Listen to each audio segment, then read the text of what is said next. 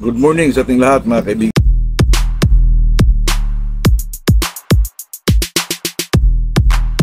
Dito na naman tayo sa ating usapang magmamanok po. Wala muna tayong shoutout kayo mga kaibigan. Kanina naglinis po ako. Yung mga limber na nilagyan ko ng manok mga kaibigan ay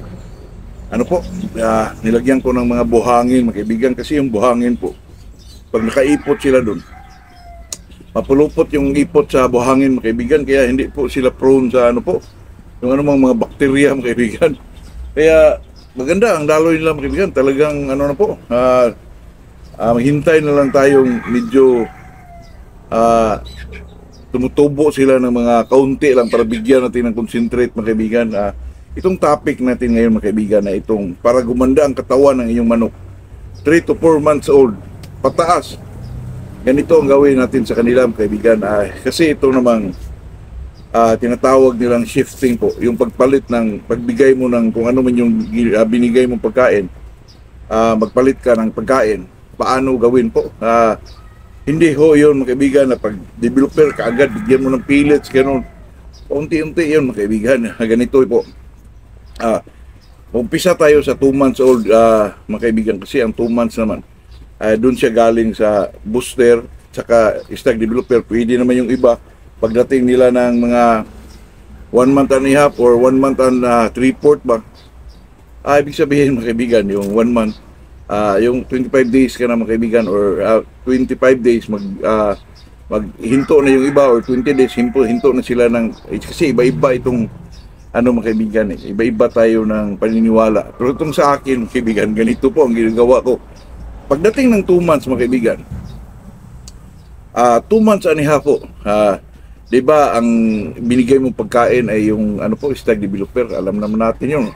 Wala namang iba doon mga kaibigan. Yun na naman talagang yung nakasanayan natin.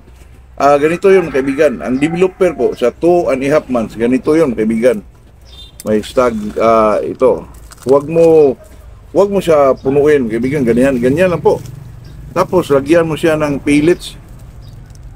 Bigyan mo na siya ng mga 1/8 siguro mga kaibigan. Ganun po.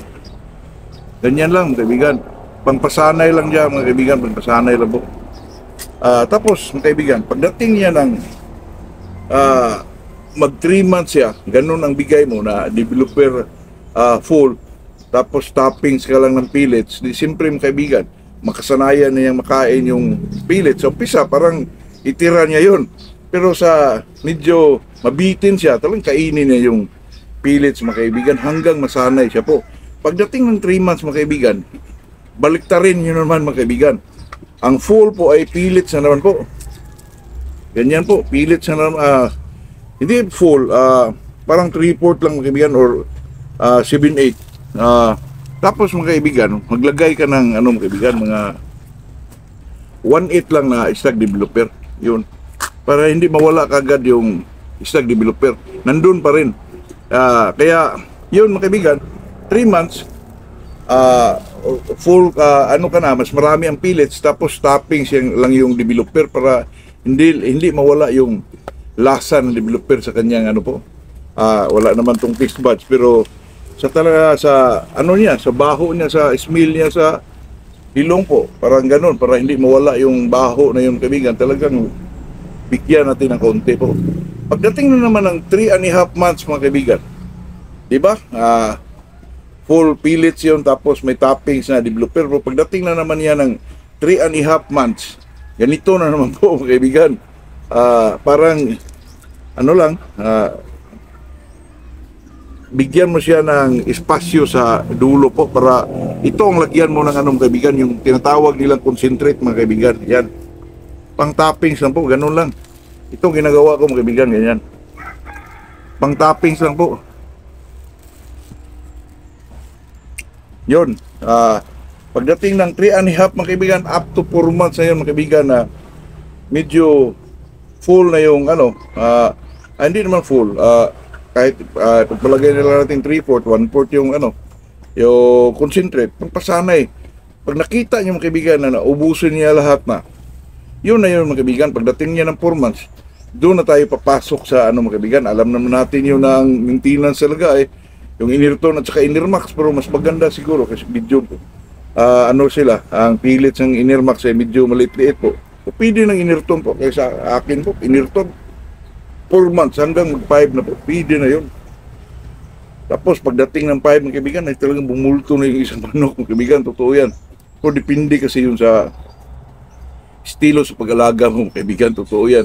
Talagang malinis ang mga painuman, yun. At saka yung mga ganun mga kaibigan na ang manok, masanay siya sa mga gusto mong ibigay sa kanila. Pag sanay na sila doon sa tinatoppings mo, ayun na naman ang bigyan mo ng medyo marami po, tapos itoppings mo naman yung gusto mo na isunod na yun ang bigay mo na pagkain sa kanila po hanggang mag ano ka na mga kaibigan, hanggang mag maintenance ka na po. Alam naman natin yun, tayo naman mga kaibigan hindi nag-commercialize kung anumang mga produkto o kumpanya tungkol sa pagkain ng manok, ay talagang yun naman talaga sila ang nagpifit sa ating mga alaga po. Yung maintenance, alam naman natin yun mga kaibigan, dalawa lang naman yun. Depende lang sa inyo kung maghalo-halo pa kayo, pero sa akin mga kaibigan, talagang eksakto na yung dalawa na yun, yung pang maintenance po. Kasi kung tayo maghalo-halo mga kaibigan, di natin alam kung ano ang mga, kasi sila yung mga eksperto eh. Yung mga iba, mga ano yan eh, mga veterinary, tayo, hindi naman tayo nag-aaral dyan. Kaya doon na tayo. Automatic na yun mga kaibigan, kaya yung iba, kung bumili sila ng mga maintenance feeds, tapos haluan nila ng pellets, sinisira nyo lang yung formula po sa isang pagkain ng manok mga kaibigan. Kaya sa atin, kung ano man yung mabili natin sa tindahan o sa poultry supply, yun na yun. Hindi na natin yung haluan para yung anumang pellets o concentrate man, kasi nakadesign na yun mga kaibigan, formula na yun sa 1 kilo na ano po yung pagkain na yun. Kaya kung haluan mo yun, masira mo yun mga kaibigan, tapos hindi na eksakto ang mga vitamins o mga kinakailangan sa katawan ng isang manok po. Eksperto na po ang dyan. Pag tayo naman, sa isip lang natin na ganito ang ihalo, tapos hindi naman eksakto, tayo dyan, kabigan, magkaka-trouble tayo yan. Yun lang po, yun lang ang aking isinishare sa araw na to about shifting sa pagpapalit mo sa isang pagkain po. Napaka-importante po ito mga kaibigan, kasi pag pwede namang mag-stay ka dun sa developer hanggang 4 months po, pero iba po ang katawan po. Iba. Talaga namang may mga vitamina yung manok, iba nakalagay yun 1 to 4 months. Tapos nakaka-ekonomiya pa ka. Pero pwede lang, depende na rin sa inyo mga kaibigan. Sinasabi ko lang kung ano yung mga ginagawa ko sa mga edad ng manok na mga ganyan po na 2 hanggang 4 months po mga kaibigan.